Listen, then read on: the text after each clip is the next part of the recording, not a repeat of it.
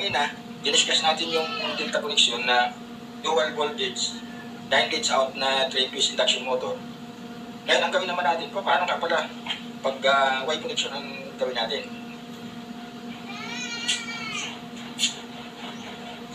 Pag Y connection naman, ganito siya guys.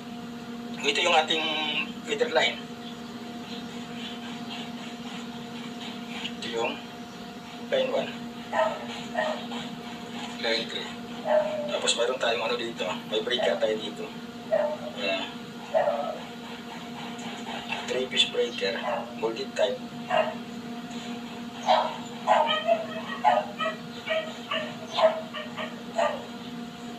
Ito. Molded type to. 3-piece. Single beam. Tapos siya molded type. Molded type. Ayan guys. Ngayon kukunin. Ngayon sa baba niya mayroon siyang magnetic contactor. Tapos mayroon siyang overload protection. Guys. Tapos sa baba mayroon siya. Dito na yung motor natin sa baba.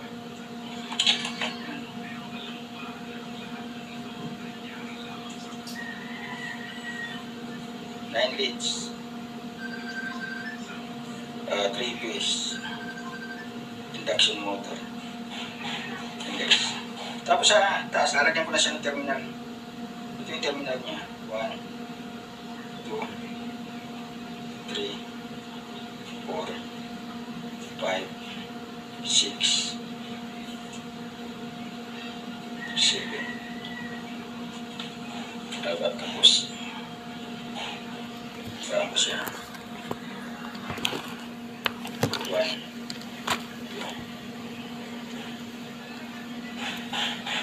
4, 5, 6, 7, 9. Yan guys. Ito yung 1.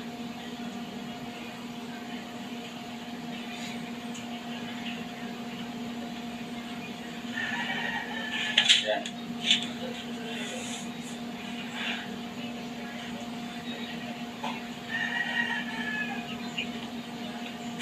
Yan guys.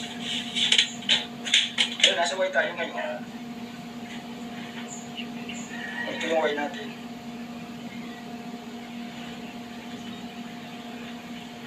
Yan. Tapos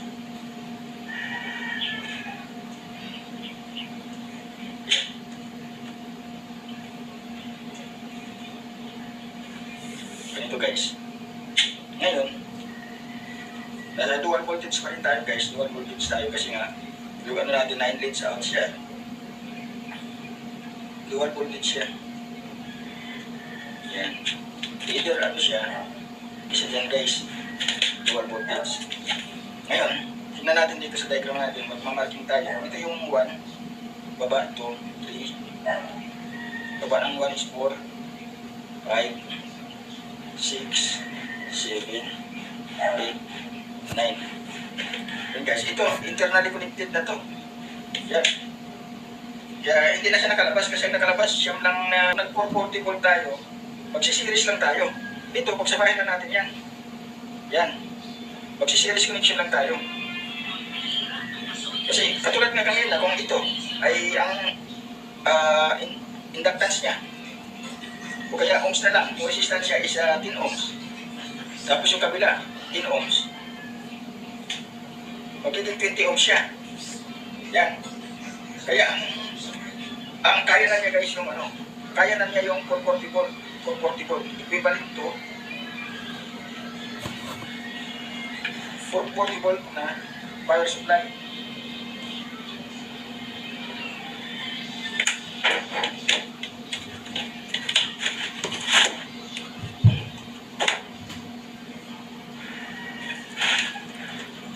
Yan guys, power supply. Yan. Kaya na niya ang 440 volt na power supply. Pagsamahin lang natin siya. Yan. Oh. Yan na guys. Sa 440 volt tayo, ang pinagsama natin is si 4 saka 7. Yan. Tapos, si 5 and 8. 5 and 8. 5 and 8. Then si 6 and... Yan, 6 and 9. Tapos yung line 1 natin, nandun na siya guys. Tingnan mo. Patay ng power supply dito. Yan. Tapos yan. Si line 1. Ito si line 1. Line 1. Line 2.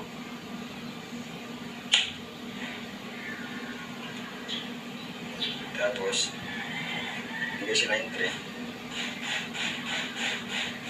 Gagawin ko siya guys, yan. Pinagsama natin si 4 and 7. Yan. Then si 5 and 8. Then si 6 and 9. Yan guys. Pero may way na tayo na series connection. Ito guys. Ito si line 1.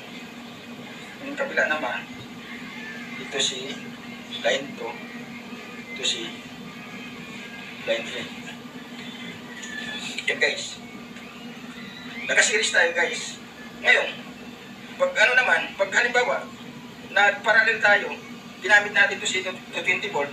Pag si 220 volt naman guys, ang gamitin natin, i-parallel lang natin siya. Yan. Try muna natin guys para kita natin.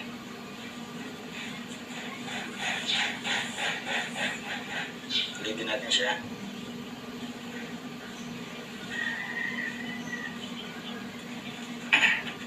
Tingnan natin siya. Pagka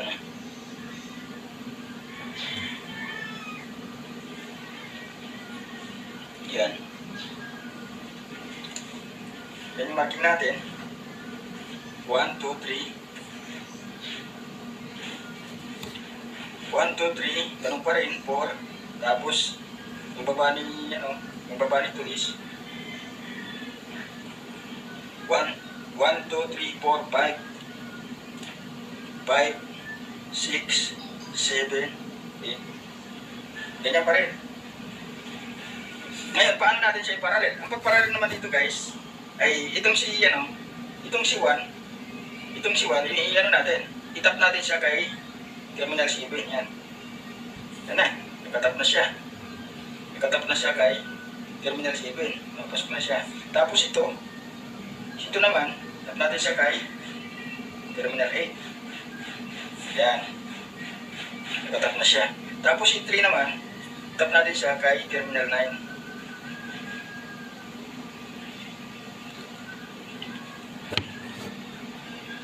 Yan guys. Nakatap na sila. Yan. Tapos yung naiwan natin, mayroon tayong naiwan na terminal. Si 4, 5, saka si 6. Kaya ang gagawin naman natin sa kanya, paikutin lang natin siya guys. Itong si 6, ganito na lang mangyayari dito. Yan na lang. Tapos,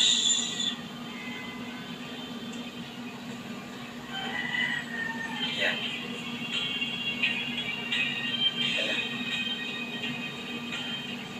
Yan guys, magkasama na sila. Yan. Ganyan lang guys. Nakaparallel na siya. Kung ito yung ating line 1, line 3, tapos yung kabila naman, ito na yung ating line 2. Yan guys. Ganyan lang siya. Ganyan lang guys. Kaya mangyayari dito, ang magiging connection naman niya dito,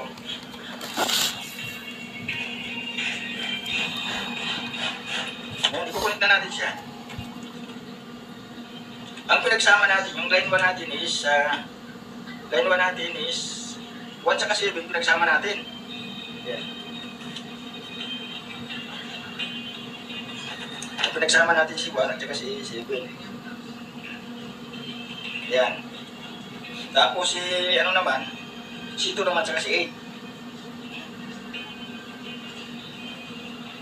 Yan guys, ito tsaka si 8. Tapos si 3. Si 3 naman ay sinama natin kay terminal number 9.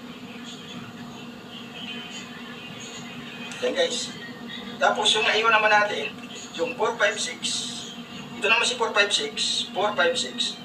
Ito guys, pagsamahin lang natin siya. Yan muna tayo. Yan guys, nakaparallel na tayo. Dito naman, ang supply natin dito is 220 volt na siya. Ito na siya. 220 volt power supply. Yan na guys. Yan. 220 volt na lang siya.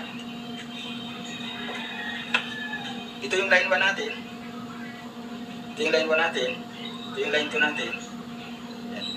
Yan guys. Tapos line 1 natin dito sa feeder natin. Yan. Yan guys, muna tayo.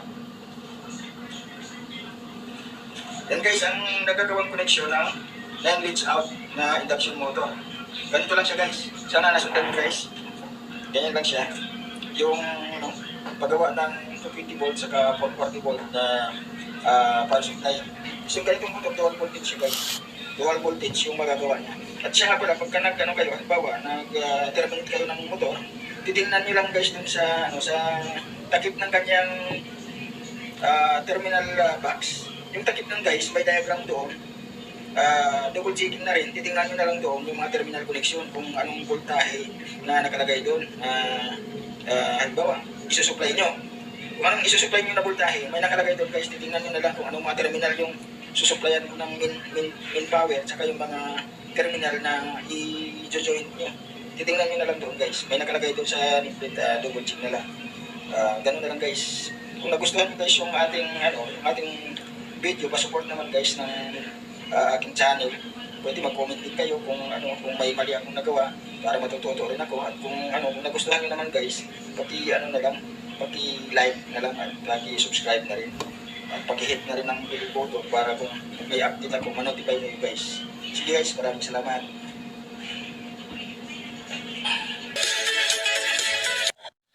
Thanks for watching. Subscribe.